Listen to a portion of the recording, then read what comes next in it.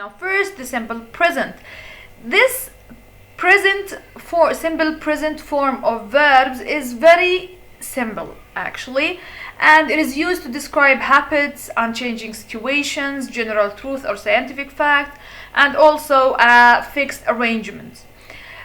This one or this tense is called simple because the form of verb is very simple. It is the base form of the verb. In case you use singular pronouns, you have to add s to the verb, and in case you are using plural pronouns, you don't have to add s to the verb.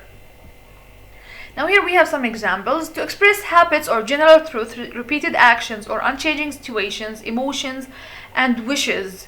Like for example, I smoke, it's a habit. I work in London, it is an unchanging situation. London is a large city, this is a general truth or it's a fact. For example, sometimes we can use it to give instructions, orders, or directions, to tell directions. Like you walk for 200 meters, then you turn left, and you are giving directions here in this sentence.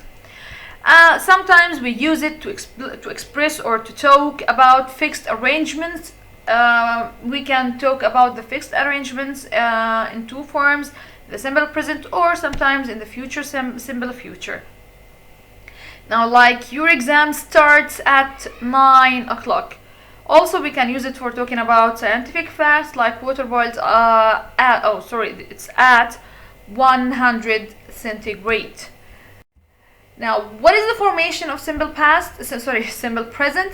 Now, it's very simple. Okay, you have to add s to the verb, to the base verb, in case you are using singular pronouns, and in case you are using plural pronouns, you don't have to add s at all.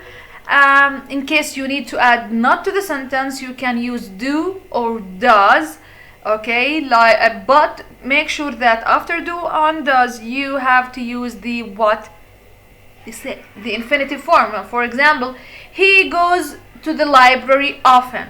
Okay, if I need to add not here, it should be he doesn't go to the library, not he doesn't goes. He doesn't go. I always wake up at 6 a.m. I don't wake up at 6 o'clock. Okay? Now, I will talk about here the present continuous, and this tense is describing a continuous or ongoing action at the present time, at the moment of the speaker producing the sentence. It expresses an action which is in progress at the time of speaking and has not been completed. The present continuous tense is therefore used in the following conditions. So here we have some conditions to use it. Now, it is used for an action that is occurring at this time of speaking, at the moment of the speaking. So that's why we need to, for example, the key word for this condition is right now, or at the moment. When an action in the future is mentioned without specifying the time or when it will occur, when I'm gonna talk about an action, okay, and I'm not sure about the timing of this action, so you can use the present continuous. When we talk about a planned or an arrangement, event or action that is set to take place at a specified time, if I have a fixed arrangement with fixed timing, so we have to use the present continuous. Also, we can use it when we talk about an action which is happening but not necessarily or is occurring but not necessarily while we speak. It's not important to mention it while we are speaking. It is used also in a changing situation with adverbs like always, which describe an action that happens frequently. The formation of this tense is you have to use the two forms, or actually three forms of verb to be with ing. You have to use is, are, or am, and then you have to add ing to the verb. Now, in case you need to add not, like this example, you can add it to the verb to be. Now, here we have some examples. The noise is beginning to give me a headache. I'm complaining to his mother about him. Why aren't you doing your homework, Ravi? Make sure to use is with the singular pronouns, he, she, it, am with I, are with they, you, we.